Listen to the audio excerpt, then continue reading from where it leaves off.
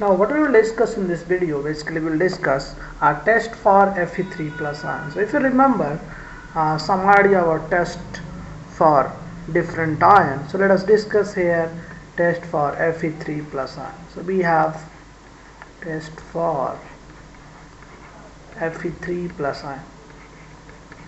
Basically you have two ion, Fe2 plus and Fe3 plus. This test is only given by Fe3 plus ion. So the presence of Fe3 plus is confirmed by its reaction with thiocyanide ion. Thiocyanide ion is this HCN minus. So if you have a solution that contains Fe2 plus or basically Fe3 plus, if you want to find whether this solution contains Fe3 plus or not, you can confirm reaction of Fe3 plus with HCN minus. What happens basically if you react Fe3 plus with HCN minus and there is a complex that is formed. So you will have a complex FeSCN and now you will have 2 minus charge over there, 2 plus charge over there because 1 minus charge is neutralized. So 1 HCN minus 3 plus, so 1 charge is neutralized. So this is a complex that is formed. The beauty of this complex is blood red in color. And that's why it's very useful. So this color of this complex is blood red. We will show you. So this complex is blood red color. Blood red, did you remember? So sometimes this reaction can be used to generate artificial blood. So you see, it's not a natural blood. It's like artificial blood. So this can be used to produce. Of course, this blood will not be used in human beings. So this will look like a blood. So this is you can call this as a artificial blood.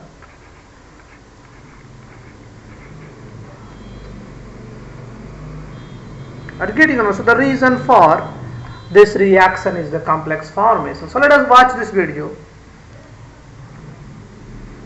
So a test tube has been taken and some potassium cyanide. So this test tube we have, and we are pouring some potassium cyanide KCN, and this is a solid. Basically this bottle contains KCN. So let us pour some KCN inside this tube.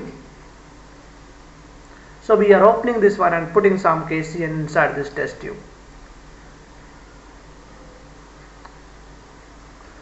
After that, what we will do is we will add some distilled water from the beaker. So we are pouring some distilled water so that this KCN solid, initially we are having solid that can be easily dissolved. So all of the KCN has been basically dissolved in the distilled water. Now after dissolution, we are pouring some Fe3 plus ion, but basically Fe3 plus ion we are getting from chloride of ferric chloride, that is FeCl3. So we are pouring some FeCl3, and that FeCl3 is a solution. So this contains FeCl3 solution. This is a solid. We will prepare FeCl3 solution also. So this is FeCl3 solution. So now let us pour some FeCl3 solution in this test tube. So you have KCN, HCN minus, K plus, and now you are pouring Fe3 plus and Cl minus. So let us see, you will have a blood red color. So this reaction, you have basically your test tube contains HCN minus, and now you are pouring Fe3 plus from the top. So you should get a blood red complex. So this complex should be there. Okay, let us watch. So it takes time. Reaction always takes time. Sometimes if you mix the reaction go fast. So let us mix this thing. And you see here, you on the top of the test tube, you see there are some blood red color. So this is not perfect blood. You can watch this again. So this is now let us pour the same thing on a tissue paper. And you can see this becomes more visible. Blood red becomes more visible. So this is a tissue paper. So this white one is a tissue paper. Let us pour the same thing. We have a test tube, and inside this test tube we have complex of FeSCN 2 plus. Let us pour this test tube complex over this tissue paper and see whether it looks like blood or not. So let us check. So we are pouring this FeSCN 2 plus on the tissue paper. You see, so this is completely blood. So it's like surprising. It looks like a blood. Even if you pour the same test tube inside this water, because distilled water, it becomes almost colored. So the color water becomes colored. So it becomes almost blood. So let us pour. We have some FeSCN in the test tube. We have already some poured onto this tissue paper. Still I have some left. So let us, whatever the left we have, let us pour inside this beaker. That beaker contains distilled water. Oh my God! You see here, this again becomes like blood. So the whole water looks like a bloody.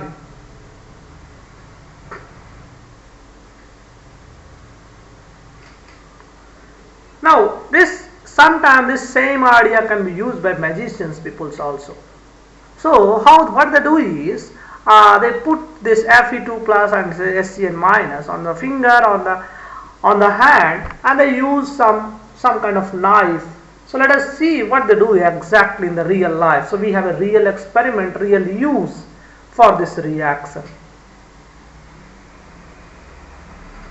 So potassium thiocyanate is plus. So we are just looking how this real experiment goes. So we are just demonstrating. So you can do the same thing. You place potassium thiocyanate on a watch glass and ferric chloride on another watch glass. So this one watch glass, I will pour ferric chloride, and another watch glass we will pour in SCN minus, K plus SCN minus. Let us put some distilled water so that both become solution. So now we have a ready solution of K plus SCN minus and FeCl3. So we have a ready solution of these two. So let us put this K plus Cn minus on your hand. So let us rub them. And now pour FeCl3. So both mix them. So what we have on my hand, initially we have given KSCN minus potassium thiocyanate, and then we have poured FeCl3, and let us say mix them on my hand. So that we are mixing these two things. And now it's completely mixed.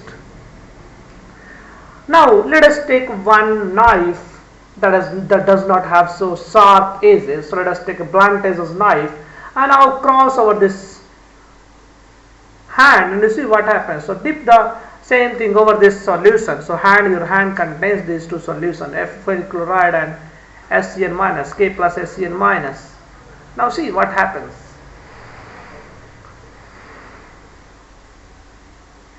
So what is happening? You see, watch.